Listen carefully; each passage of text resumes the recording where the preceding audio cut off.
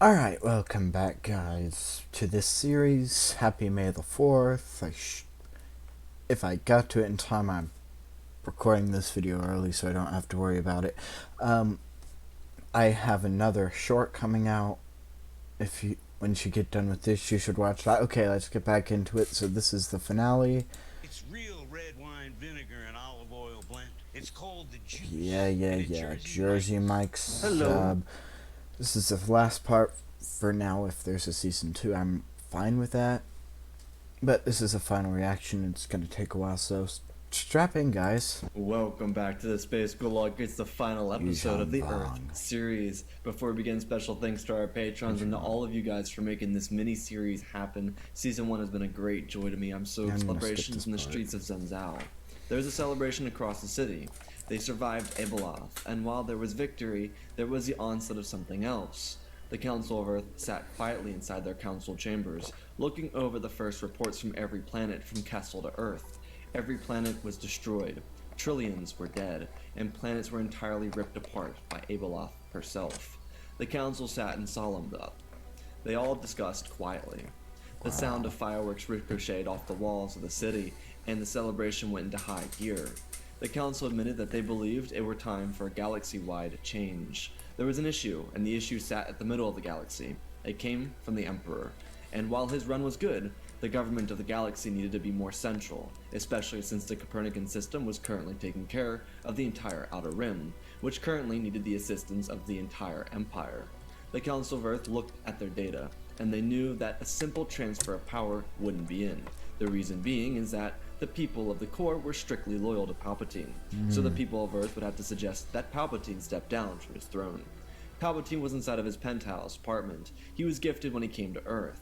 It was a private residence that looked over the Imperial District of Zenzao, while also having a luxurious look at the rest of the city and the landscape that surrounded it. Palpatine was feeling into the Force. He kept the vase with him, as a means to get rid of Abeloth that was held inside of it. Palpatine felt into the Force and realized that he had previously felt wasn't Abeloth. It was something else. The Yu Shang And fighting. They were Abeloth on the was currently thumbnail. just masking the presence of what was to come. Because what was creeping across the galaxy was something that could be much worse, of an issue for the Empire than that of Abeloth. While the galaxy needed Palpatine to save them from Abeloth, Palpatine couldn't stand in the way of the true power that crept across the galaxy. Palpatine also knew that members of the Council of Earth would likely suggest to him to step down from his power threshold on the galaxy. He knew that to do this would allow him the ability to take the vase containing Abeloth and rid her of existence, while get rid allowing of the that remainder of the creepy Empire to deal with this threat. goth girl. In other words, it would make the galaxy look weak without him, and so they would have no other choice but to request him to return to be their true leader when they faced this new power coming across the galaxy. Palpatine knew that the Council of Earth was in You'll have talks, to kill and so off he showed up to Thrawn. meet with them and informed them that the reign of the Empire was going to be handed back over to the galaxy. Believing that at this point in time he needed to step away from the politics of the galaxy. The council was absolutely shocked to hear this, but it made their job even easier. They no longer had to worry about accidentally creating a civil war with the rest of the galaxy, especially the core. Palpatine informed them that he would have his office on Coruscant handle the entire thing for them. They would begin to receive support from Coruscant, and the holdings that they were given from the core worlds would be split up and budgeted for them to assist them with the rebuilding of the Outer Rim. The Council listened to make sure that there weren't any terms of which Palpatine could do anything to take back his power. Palpatine, having been the leader of the Empire and the Republic for half a century, was too brilliant at playing the political game. He was older than most of the people inside of the council chambers, and so he got his point across without having to make up any lies. Everything he told the council was true. The only difference was when he got to Coruscant, the contract would be written up in the best way he legally could to ensure that his reconquering of the Empire would be as flawless as possible. There would be no need to worry about any fighting over territory or trying to get the Empire to side with him on anything. All he would have to do is return from his vacation and take down the Empire that grew in his absence. Of course, this was something that the people of the Easier Empire said wouldn't than learn done. about until it was much too late. Same as it was with the Old Republic. On a side note, Palpatine had a much more important thing to worry about, like the maid who was about to bear his ungodly creation. So he the knocked up a Force. maid. The How did he epitome do of it? what would become the true Through evil the successor Force? to his reign, whether it be a son or a daughter. The epitome of what like the maid who was about to bear his ungodly creation, the Force. Ah, The epitome so he of what used would the become the true Force. evil successor Come to on, you his should reign. could have Whether it be a son or a gone daughter, a different Palpatine route. did not know, nor did he care. easier he did know route. that he was going to allow the galaxy to suffer without him, so that they would realize the importance of loyalty to his bloodline. Palpatine departed from Earth, leaving the entire council. Oh, you're kidding. Oh my gosh, get these girls off the screen. In a state of shock, as they all looked over and watched the Emperor depart from the room. The Council of Earth then realized that they would have to begin delegating power, considering a majority of the Imperial fleet was stationed over Earth, and they had trillions of credits that were meant for spending in the Outer Rim. Palpatine eventually departed Earth, and so the Council decided it was time to start moving their resources. Palpatine didn't leave with the majority of his fleet, nor did he leave with his flagship. He took a regular Imperial II Star Destroyer back to Coruscant. Palpatine would use the power of legalese to delicately move all of his power that he needed into positions of leverage for him so that when he needed it, he could use it. Palpatine never wanted to be obvious about his plans, and so his plans were formulated in the wording of an entire legal document that would be left behind for the Empire. Palpatine correctly assumed that the Empire would have a lot of infighting in his absence, especially due to the power that the core believed they deserved. The truth is, Palpatine knew that hyping up the Copernican system would allow them to feel the confidence to rightly take on the core worlds. Palpatine also strategically left a majority of the Imperial fleet behind so that the core would feel threatened by the Copernican system, all of which that large fleet being stationed over Earth. After everything was signed over by his office, Palpatine would take the maid from his throne and disappear into space towards an ancient homeworld of the Sith called Exegol. On the planet of Exegol, Palpatine would have his very own daughter, a being created of the Force. Daughter? Much Is like it Rey? Anakin Skywalker. She would be named Rey Palpatine, and she would be the heir to his evil throne. I'm While not gonna make Palpatine any certainly jokes didn't about want that. to raise a child, it would be easier of a task for him to do Or any than what he left comments. behind for the Empire to take on. On another note, Palpatine would begin working to drain the life of Abeloth out of the Viz and terminate her Get existence rid of for that goth eternity. girl. This was the main project of She Palpatine to ain't work cute. on until he felt the time was right to return to his galaxy. On Earth, the Copernican system took its foot and slammed it down into the political atmosphere of the Empire.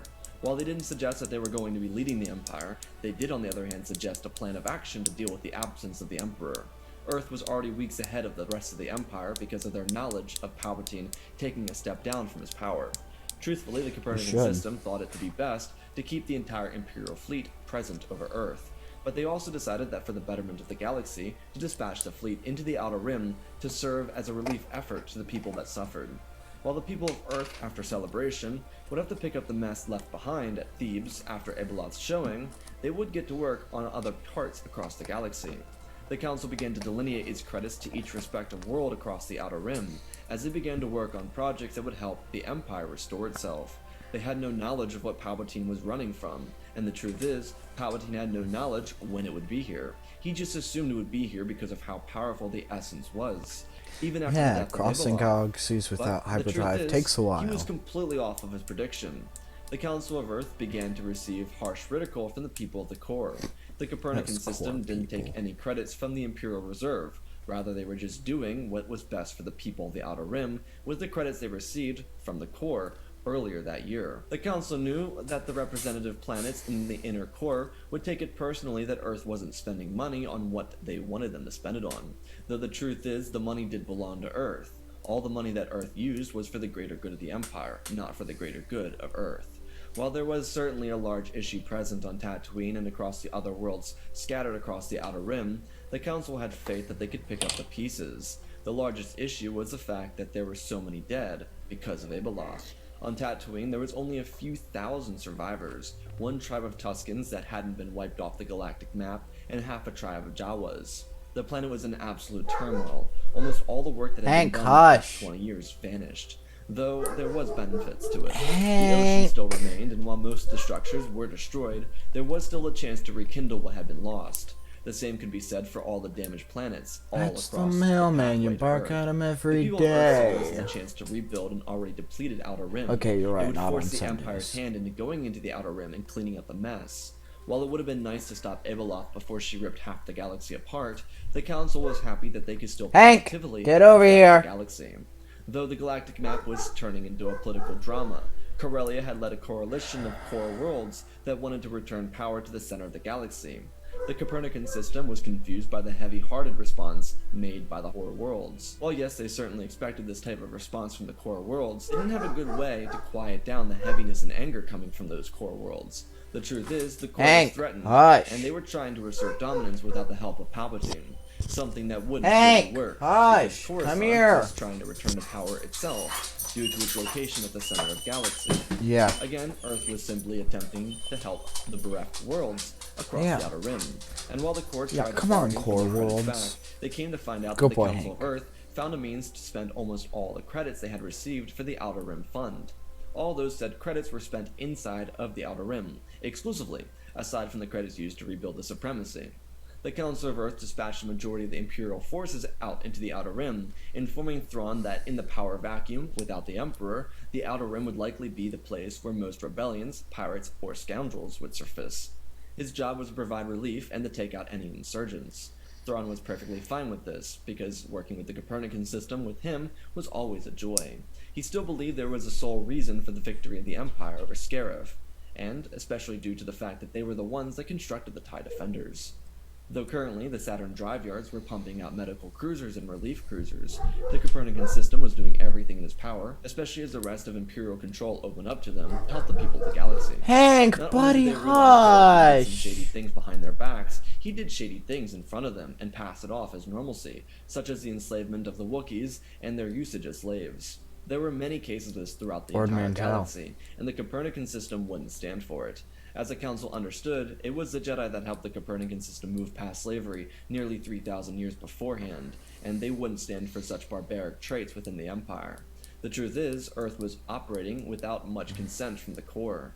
Earth took control of an empty mantle and began working exclusively with Palpatine's administration that was still stationed on Coruscant. And because the core worlds were so focused on what Earth was doing, they didn't realize that a majority of the power in the galaxy still sat in Coruscant. Regardless, the Council of Earth decided to move the Death Star back to Scarif, and to take the 1.5 million employees stationed on the Death Star and move them towards relief efforts across the galaxy.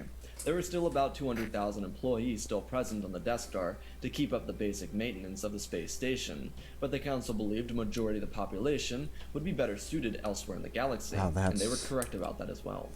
The Copernican system even began to promise some of its own resources to planets with enslaved populations, realizing the travesties of the Empire was truly horrific for the Council, and they truly believed that reparations should be paid out to the people who suffered because of the Empire. Wow, and the so Empire they promised sounds the so Wookiees, bad. for example, a new This is construction so on their boring. home world, When do and we a get to promise the of good security parts? from the Trandosians as they put a small blockade of Imperial defense cruisers outside of Kashyyyk to defend the Wookiees from their lizard hunters. As Earth began creating a foothold in galactic power, planets from around the core, mid-rim, and outer rim would rally beside the Copernican system. Not as a system of loyalty, but more so as a system of governance that wouldn't just be housed inside of one planet. The people believed that they could help the galaxy out if they all came together. This coalition became known as the Copernican Coalition, and the people of Earth rallied behind it. The only issue with this is that there was an issue with that seen from within the core. The issue being that the core didn't feel in control, almost as if Palpatine made them treat him with the utmost loyalty just for him to favor Earth. It was unfair and it was blasphemous.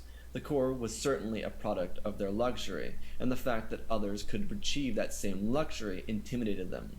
While yes, the core had the Kuat drive yards, it didn't measure up to what the Saturn drive yards could accomplish. And while yes, the core had their own academies, they didn't measure up to what the Academy of Zhenzhou could accomplish. And while yes, the core had its own military that was outfitted by the Empire, it still didn't match up to the combined power of a leader in Thrawn, the Eclipse, the Supremacy, and the little moon-shaped space station called the Death Star. Though Earth wasn't one to show off its firepower, they had no reason to, because to the Council, they weren't competing with the core, they were working to establish a better galaxy. The people of Earth believed that they would be best served if they worked together in unison with the rest of the galaxy, because working with the rest of the galaxy would help guide a sustainable future. The truth is, the first couple months after Palpatine departed the galaxy began to find unison. It wasn't quick or even immediate, it was simply the beginning of a new resolve towards peace. While yes, the Copernican system was leading the way there, it was a combined effort coming from a multitude of planets across the galaxy. They all worked in unison to get rid of labor camps and slavery. Corrupt establishments were reduced to useless power, and the Empire focused on rebuilding itself in the Outer Rim. Over the few months, the Saturn drive yards were able to establish a foothold of relief in the Outer Rim. While the damage that was done to the Outer Rim will leave generational damage to the people of the galaxy. Oh, come on. Build custom industrial machines in days. What? It would also be up to the combined minds of the Empire to find a way to overcome that and help make the galaxy a better place. The span of a few months saw real damage. The relief effort in the Outer Rim was quadruple what it had ever been, which meant that everything on each and every planet that was needed was reconstructed. While the entire population of planets like Tatooine had just about vanished, the Empire was making sure that as the population returned, there would be a sound place to call home for those that grew up there. The growth across the Empire would be astounding. While it would of course take time for the core worlds to rekindle a relationship with the rest of the Empire, it would allow the bond to grow extraordinarily. Because the issue wasn't coming from the people of the core, the issue was coming from each core's world's individual government. When the time came, the core would unite its governmental forces together to assist the greater empire. When this happened, and only when this happened, did Earth suggest to reconstruct an imperial senate without a monarch and tear down the former office of the emperor while establishing a new order of government. While the government of Earth didn't inform the people of Earth about the emperor, they made sure that they took precautionary measures to ensure that there could be never a singular monarch in the galaxy. The Copernican system saw the atrocities committed by the Empire and believed that there were absolutely no reason to allow that type of behavior to exist in the galaxy. The Council of Earth would lead this reconstruction of the new Senate building on Coruscant, along with corresponding Senate buildings across every single collaborative planet in the Empire, meaning that every planet with a senator would have a place to bring the government of the Empire. The reason this was suggested was so that every individual within the Empire could feel as if their voice was genuinely heard by the Senate of the Empire. When the Empire came to visit each Senate building across the galaxy, they'd be forced to see what was happening in that sector of the galaxy, on those planets, and in that system, and whether or not the senator of that particular system was playing a political soap opera or genuinely trying to ask for assistance. This would also tighten the bond between worlds in the core and in the Outer Rim, especially. Palpatine, hey Google, who what is a soap hadn't opera? foreseen such a collaborative work between the Imperial worlds, because he thought he left a big enough divide between the Midrim and the core. Not that he expected an all-out civil war, but he did expect tension until his return. Though on another note, Palpatine believed there was supposed to be an evil force entering the galaxy. But because that force didn't make itself present, there was no conflict and absolute union. Though there was one struggle for the Empire, and that was a decision to demilitarize. The Copernican system didn't stand by the side of demilitarization because they made a lot of their credits off of the drive yards, and there was always the fear of those that could do them harm. The Empire itself had a solid year and a half since Palpatine's departure, but the conflicts of politics erupted in the Senate of the Galactic Empire. And while debate was positive, the larger issues present to the greater empire were their struggles of the Outer Rim. Though Earth had seemingly begun the project by throwing trillions upon trillions of credits at each respective planet, more needed to be done. The Empire needed to deposit itself within the Outer Rim and establish itself as a head honcho in the galaxy out there. There were still several issues in the Outer Rim, but with the established military presence in the Outer Rim, there was an increasing decline of these groups of insurgents. The Copernican system sent its best contractors to the Outer Rim to set up everything that was needed for each respective system.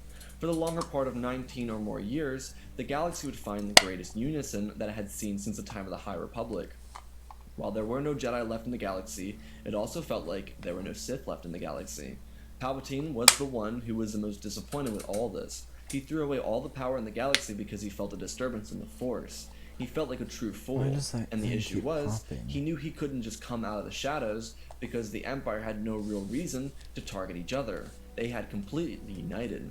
There were also only a few people who served within the Empire who actually missed Palpatine, though most of the individuals that missed Palpatine were military personnel. The most prominent of these was General Pryde, who had served valiantly with the Empire for Palpatine's main fleet during their dealings with Abeloth. He ascended the ranks and kept a spot on the Imperial hierarchy because he was good enough to be there, though Pryde found it disingenuous to serve the scum of the Outer Rim. He had an old galaxy perspective of the Outer Rim. He was an old-fashioned Imperial. He wasn't bred out of the Copernican system. He was created within the core on Coruscant. There was a severe difference between the academies in the core and the ones in Zhenzhou during Palpatine's reign. The ones inside of the core focused on oppression and servitude to the Empire, while the ones in Zhenzhou focused on the power of a united front. This resulted really well for the Empire because most of the individuals from Zhenzhou actually progressed throughout their career without having to backstab another individual to find success. General Pryde was one of these very few members of the Core Academy to reach such a high rank within the Empire. On another note, the Empire itself was becoming better all around, as they all focused their efforts in building around the Outer Rim. It wasn't straightforward by any means, but the cities across Tatooine were rebuilt within those 20 years, and the first generation of post-Abeloth Tatooine had rose to adulthood. It was the same across all the corresponding planets from Kessel to Earth. The galaxy was finally healing. The Council of Earth was especially happy because of all their hard work in the Outer Rim beginning to pay off. Planets across the galaxy began to value the Outer Rim worlds as upper-class societies. Of course, with older generations, especially those with members still alive from the era of the Republic, they would see these planets of the Outer Rim as second-tier planets and systems with second-tier citizens. People that didn't deserve the luxury of a prideful empire. But the truth is, once those people started dying out, the newer generation was excited to explore the Outer Rim. It was an exciting place in the galaxy to go. Certainly a lot of planets became amateur central. Tatooine was a tropical destination that was more affordable for younger individuals, especially those who liked the party. The gambling ring was rebuilt on Tatooine, and the art of pod racing drew in a lot of young individuals to Tatooine for spring break and so on. A few planets in the Outer Rim had the same effect, one of them being Nal Hutta, which became more of an edgy rave location for young adults of the Empire, and of course, who could forget Kamino? That planet, after having been the birthplace of a clone army nearly 70 years beforehand, became party central. A couple kids from Anaxis, who came from powerful, rich families, accidentally went to Kamino, to which they investigated it to find the ruins of Tapoka City left behind. They decided to bug their parents for a small loan of a couple billion credits, and they built a facility on Kamino that sat above the water. A couple billion. It became really special as a place for kids to go party. This then turned into a resort of sorts, as they built a water world full of wave pools, slides, and just about any attraction that dragged any young adult from across the galaxy to Kamino to party. As the saying goes, the rich stay rich. Because the kids made back quadruple their investment. They were able to buy off a small loan that they got from their parents, and they made enough money to buy out entire city blocks on Coruscant and become landlords for one of the most expensive planets in the entire galaxy. Their families were built on the wealth of the Imperial War Machine. One of the kids' last names was Gent, to which the resurgent class Star Destroyer was named after their family. The price of being an arms dealer, isn't it? Regardless of the party palaces across the Outer Rim, there was really defined lines for people of the galaxy. The Mid-Rim became known as a place of artistic individuals and families to go. The core was a place where politics, business, families, and learning transpired. And the Outer Rim was essentially a place where young adults went to familiarize themselves with fun and the excitement the galaxy had to offer. Of course, this was certainly generalizing, as each representative planet had each of the previously mentioned attractions, but for people leaving their home world for opportunities elsewhere in the galaxy, that was the main gist of why they went there. After 20 years of peace, the Council of Earth finally began to slowly shut down its massive war machine. Not that they cut off the Saturn drive yards, because they could still produce vessels, would be 20, but more so they shut down the war machine of the Empire. Depending on it was actually Earth that led this regime towards like demilitarization. While originally they were against the idea of it, a new administration entered the Council of Earth and helped bring a new unseen level of success to the galaxy, which in turn ended up to resulting back to the lack of a need for a strong military. The big thing was that the military would still exist. The academy at Zhenzhou would still remain, but they wanted to focus more of their annual budget towards more important programs. This went into expansion on Tatooine, as the Copernican system still had a direct tie to the planet. Tatooine was a spring break destination for the people of Earth. Of course, people from Zhenzhou could go to the Mediterranean or vice versa. The truth is, just staying on Earth was lame. People wanted to experience life under the twin suns, and I mean seriously. So many fun places to visit on Tatooine. Getting a suntan While success under seemed the to be the twin name of the game in the beside- Empire, No, especially I'm not without making that Palpatine, joke. the long-foreseen trouble finally arrived in the galaxy. An entire population was forced out of their galaxy, and so they came into this galaxy to wreak havoc and take over the galaxy for themselves and reestablish what had been lost. Palpatine and his daughter Rey could feel this. The Yu Zhang Vong made themselves present on the far side of the galaxy. Towards the top of the galactic map when they came in and smashed into Molinist. That guy loves. Instead of being a total wipeout like it was with Abeloth, there was a fighting chance, but that fighting chance began to diminish as millions upon millions of Vong entered Molinist, fighting the planetary defense. The Empire was immediately alerted by this, and they sent a fleet to assist the people of Molinist. The Senate of the Empire alerted everyone in that quadrant of the galaxy that there was a new galactic-level threat. The Empire rallied together, the supremacy was lifted away from Obadiah and dispatched towards Molinist. They weren't really sure what was playing out across the galaxy, but they did know that the Empire was under threat. They had done so much right, and now they had to defend their honor from a real opponent. Of course, the Earth had the suppressed pirate regimes that popped up from time to time, but other than that, this was the first real threat they'd seen since Palpatine's departure. Admiral Thrawn, who was still holding control of all the Imperial forces, made a much larger push to the far side of the galaxy, though he was unsure if there would be more enemy forces elsewhere, deciding to station a weaker hand of the fleet outside of the core in the case of the enemy getting around the fleets that he sent out with a counterstrike. The Yuzang Vong bounced off of Molinist and claimed themselves down around the system of Yavin 4. When the Empire got to the destroyed planet of Molinist, they were outraged. For most of the crew, they were either too young to remember or not even born when Abeloth tore apart the Outer Rim. Now they got to see firsthand what the previous generations had to witness. It was terrible. An entire civilization burned to Oh, come on. Game. You're not ready for it. the ground, and there was nothing left, and no one had survived. The Empire would have to pick up the pieces in the future, but right now they had to focus on what had done this, and how to take the fight to them. Probe droids were dispatched across the entire side of the galaxy, and yet nothing came back. Weeks would pass by without any sign of a foe that had ripped through Molinist. The Empire was on high alert, and every soul from Ilum to Tatooine had the thought of carnage on their minds. People had nowhere to flee, because there was nowhere that was safe. While yes, the Empire had an overarching control over the entire galaxy, they didn't have the manpower to effectively defend every star system in the galaxy. And while the Empire was pulling itself together, the planet of Naboo was hit and ripped apart. There was a sizable fleet over Naboo too, but the fleet size didn't matter because of the overwhelming force that the Yuzang Vong had. Naboo was wiped off the face of the galaxy, and so the only thing the Empire could do was dispatch a fleet towards Naboo to try and solve the issue. When they got there, the Yuzang Vong had vanished yet again. The Empire was concerned, though they knew that if they played their cards right, they could stand up to the might of the Yuzang Vong or whoever their foe was. It was just a matter of finding them and destroying them.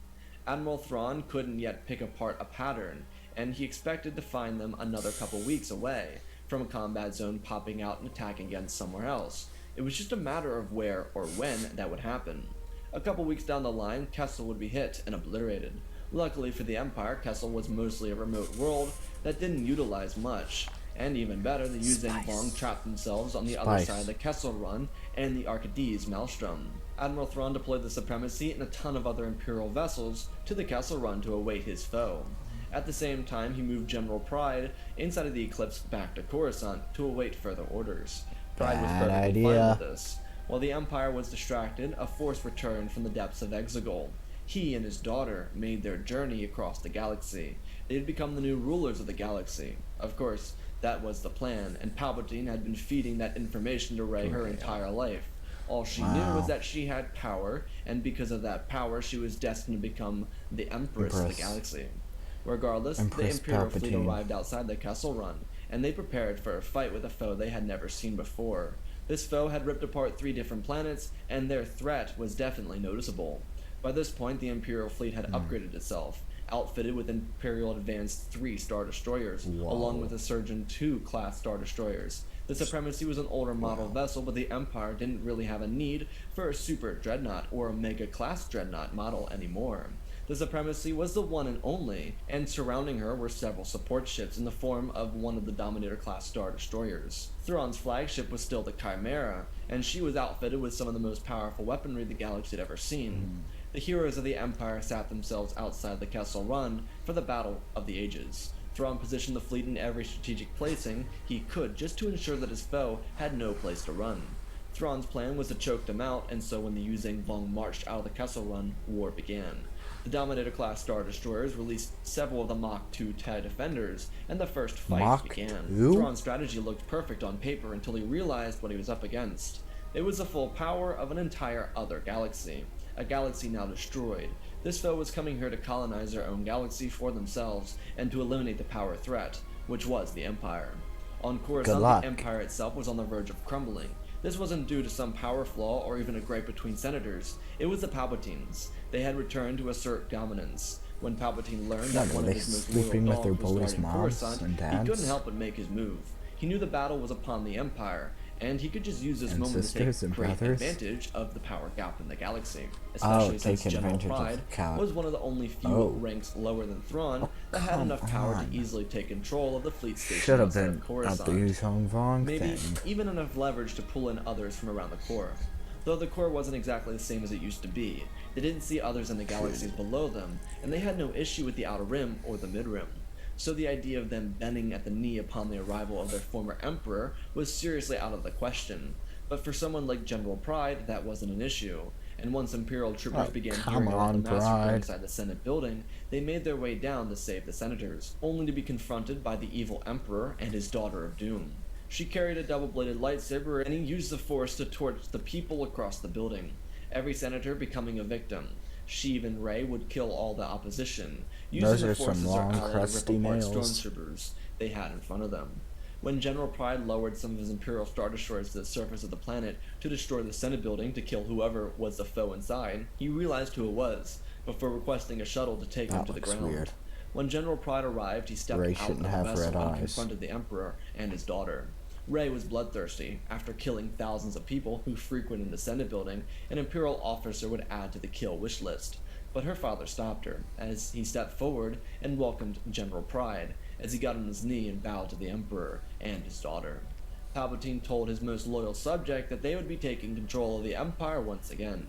Pride was enthralled, realizing that as he stood next to Palpatine, he would have the most powerful position in the military, as Thrawn and Tarkin did before him. Sidious told Pride to take his daughter with him. He would be inside of his throne room, awaiting for the Empire's return. Dang. Pride nodded his head and took Not Rey only up to do you the get the Eclipse top with him. position, but you get Across his the daughter. galaxy, Thrawn's forces were slugging it out with the most powerful opponent they'd ever faced. The Yuzhang Vong was ripping apart Star Destroyers like they were support ships. This didn't mean the Yuzhang Vong had the advantage, but it did mean that Thrawn had to play their game, and he prepared for it by deploying 2 reserve fleets on either side of the flanks. Where there was debris, there was now power of the Empire. If Thrawn lost here, then there was a chance that the Empire would likely not survive the Yuzhang Vong, which is exactly why Palpatine chose this moment to strike.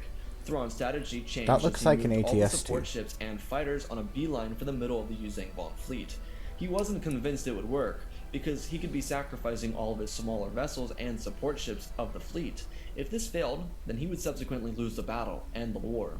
All the support ships, small and medium-sized, turned their Let the afterburners Yuzhang on Vong all the way win. up and flew towards the center of the To fleet, get rid as of ordered that by pesky Admiral Thrawn. Emperor. In the front were the TIE Defenders and their elite shields. They started a heavy bombing run into the middle of the Yuzhang Vong fleet, and ships began to disintegrate before their eyes. Thrawn saw it working, and then from the right side of the flank, he brought in 3 Resurgent-class destroyers and had them open up fire onto the Yuzhang Vong fleet. With his supremacy, they marched forward, and so ever so slightly, all the firepower opened up onto the Yuzhang Vong fleet. Everything looked to be a success until Thrawn got a communication. The communication came from the core world of Eridu. The planet erupted into civil war. The Emperor had returned. General Pride turned against the Empire, and so did Grand Moff Gideon. His fleet stationed over Gideon. Eridu turned against the rest of the fleet, who didn't pledge loyalty to the Emperor. Thrawn watched as the communication was cut. Thrawn tried to reach communication with the Senate, and when he got his message through, he was staring into the evil yellow eyes of the Emperor. Thrawn gasped. He never thought Palpatine would return. And before Thrawn could say a word, Palpatine began lifting his finger. It started to choke Thrawn Dang. and lift him from the floor in the middle of the command deck on the Chimera. Killing the Palpatine smartest told one. Thrawn that the Senate was dead, the Empire was his, and the new rule of Palpatine had just begun. Before Palpatine cut the transmission, he sent a shock through the mainframe of the Chimera, sending a shock to the ship's reactor core, imploding it from the inside out. While the victory over the Yuzhang Vong was remarkable to say the least, the Empire had a bigger threat, and that was the dark side returning. It was General Pride and Moff Gideon joining the Empire of the Emperor. The fleet at Coruscant and the one at Eridu were the largest fleets in the core, and the Empire was no. already licking its wounds from the battle with the Yuzhang Vong outside the Kessel Run. The Chimera ripped apart from the inside out, and the blast doors across the vessel were sealed, creating airlocks for the few survivors of the implosion. Most of the survivors of the Chimera were inside of the bridge. When Thrawn awoke, his vessel was torn to pieces. He was disheartened, but they still had the supremacy. Thrawn looked out the window of his ship before saying goodbye to his dearest chimera. This would be a fight to end all fights, and because Thrawn knew about Pride taking control of the Eclipse, he couldn't just go to Coruscant unprepared. Thrawn, with the knowledge of the destruction of the Senate, reached out to the Council, as most people in the galaxy referred to the Council of Earth as. Once he returned to the Supremacy, Thrawn told the Council that he was in need of resources for this battle. The Council was already disgusted by Palpatine's return, as they informed him that all the resources he needed would be present on Coruscant when he arrived. Thrawn smiled as he rerouted the entire fleet, grounding all fighters inside of their respective vessels as he deployed the fleet to Coruscant. Thrawn pulled together all the top minds inside the Imperial fleet. Admiral Piet was present, as he commanded a superstar dreadnought, which hid behind the Supremacy. Thrawn would deploy Piet first, as Piet understood this could be a suicide mission for him and his men. Thrawn would deploy the fleet in 3 different sectors, expecting the Coruscant defense fleet to be stacked. He needed to create a clear path for the Empire to claim victory over these rebels. Thrawn had everything mapped out especially well, considering he was the one who redesigned the Coruscant defense after the Abeloth crisis. After hours of hyperspace travel and a little bit of rest the troops could acquire, the alarms were sounded. Thrawn woke everyone up and made them go to their battle stations. This was a fight for the galaxy, a fight to end the oppressive rule of Palpatine and extinguish his bloodline forever.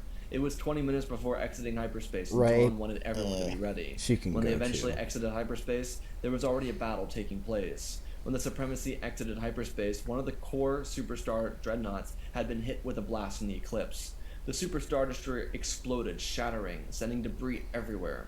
One of the Imperial 3 Star Destroyers was caught in the path of this destruction once it exited hyperspace, and the vessel was too destroyed. Had the ship had the time to maximize its shields, it may have survived the explosion, but it didn't. Thrawn turned and ordered every ship to make their way through the defense lines. The Eclipse was the main target. Thrawn knew this would be a tough battle, but when he arrived he hadn't expected so many to rally to the side of the Emperor. The fleet stationed here was much larger than Thrawn's fleet, and it was larger than the fleet that had just destroyed the Yuzang Vong at Kessel. Palpatine's nails were still deep into the souls of those that served in the Empire. Though the issue is, Thrawn had to reconstruct the strategy. Because the Council and the rest of the Corps decided to respond by sending every vessel at Coruscant, Thrawn had to get everything in order, but before he could, a Resurgent-class Star Destroyer, placed right in front of the Supremacy, was blown out of the sky. The entire vessel exploded, ripping apart and shattering across the exterior of the Supremacy. Thrawn looked across as he could see the Eclipse bearing down on them. One of the deckhands called out to Thrawn and told him that there was a ship emerging from hyperspace. Thrawn requested to know what it was, but the deckhand had no clue. He told Grand Admiral Thrawn that the vessel was larger than anything he'd ever seen before. Thrawn said the words under his breath. The Death Star. He wasn't sure whose side the superweapon was on, but if both the Death Star and the Eclipse turned against the real Empire, then Palpatine would forever remain victorious. Thrawn demanded to get the frequency of the vessel and contact it immediately. The deckhand reported back that the ship was blocking all frequencies. Thrawn began to panic. He contacted Piet and told him to relocate to the left side of the flank, in case the Death Star wasn't on their side. Piet understood and the fleet began moving. Another shot from the Eclipse sounded off as an Imperial 3 Star Destroyer that was moving from right to left was split in half. The Imperial 3 got in the way of Supremacy, another missed shot for the insurgents. The Death Star arrived out of hyperspace and made a very noticeable appearance to the battlefield. Thrawn watched as the superweapon began turning starboard, which really freaked him out because the superweapon lasers started turning towards the Supremacy. Thrawn demanded they contact that vessel now, but before he could, a contact came in. It was a Death Star. The voice of the station requested orders of where to fire. Thrawn demanded that they take down the Eclipse. The voice on the other side noted it and began turning the vessel ever so slightly. General Pride saw this, and he wasn't dumb enough to not see it, and he ordered the crew on deck to forward their engines ever so slightly. The deckhands cried out, saying that there was too much power being used on the ship. Pride whipped out a pistol and shot the deckhand and demanded they do whatever they could to move the vessel forward immediately. If it fires, Pride, watching the general do his job, you're gonna destroy Coruscant. The crew was able to get the engine on. It's best to sacrifice yourself than your Emperor. And fired across the battlefield, cutting past the lines of combat and moving directly towards the Eclipse. General Pride saw it and was blinded by the light as a Death Star blast passed by the bridge, narrowly missing by a couple dozen meters, and flying down towards the planet of Coruscant. Rey could feel it through the Force. The moment Coruscant was hit with the blast, the entire planet erupted from the inside out. Within moments, Palpatine alongside nearly 5 trillion beings died instantly. 5 Rey was trillion? furious as she ignited her weapon and cut down Pride.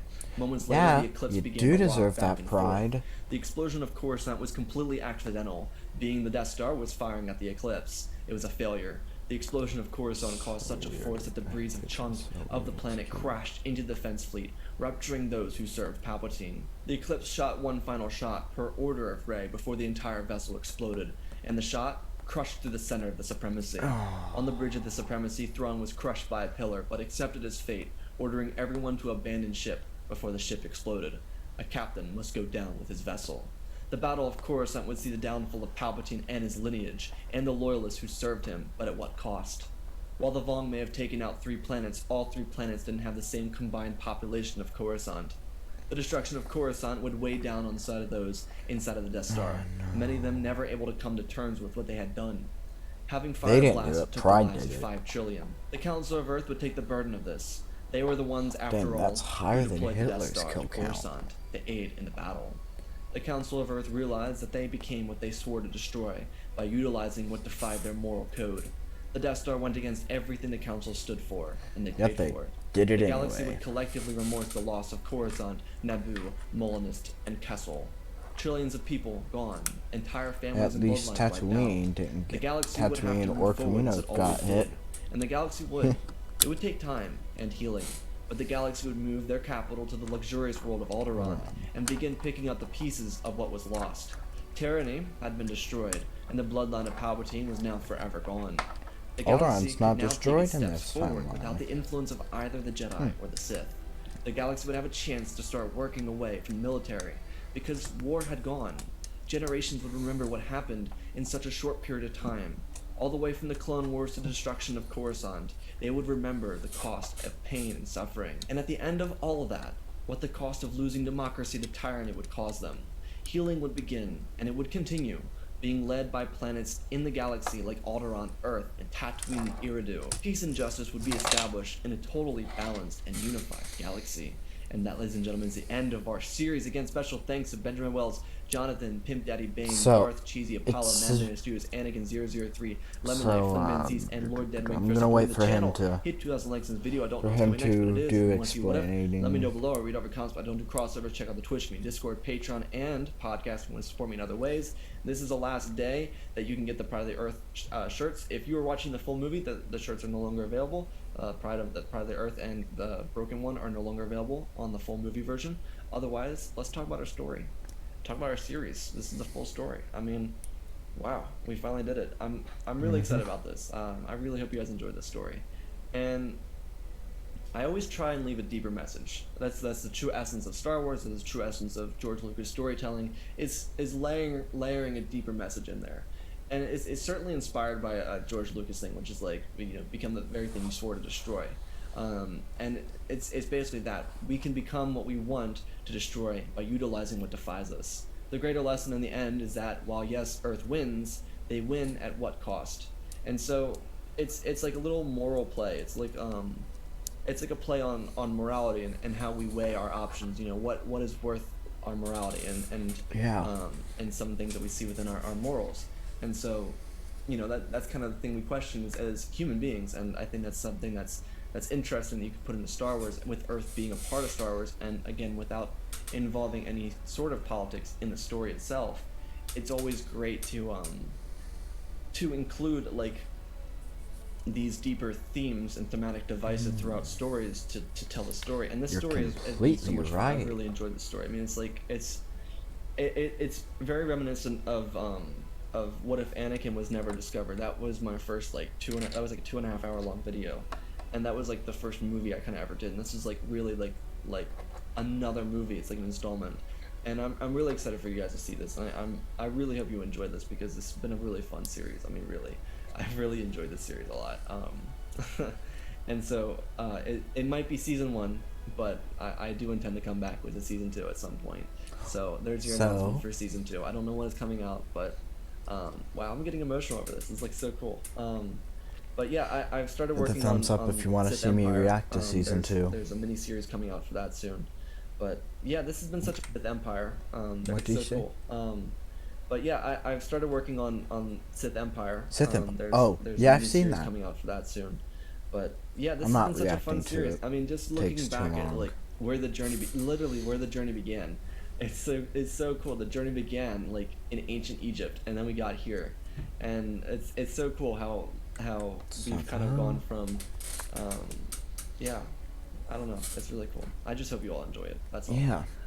And I really wanted this final episode to be really special. And I know each kinda corresponding was. video has like their own ending to it, but this one I wanted to be special. I wanted the ending to feel like the end game for our series, you know, where it's like everything's on the line. Everything's on the line. And But I wanted you to feel like, well, maybe the Death Star's going to turn against them.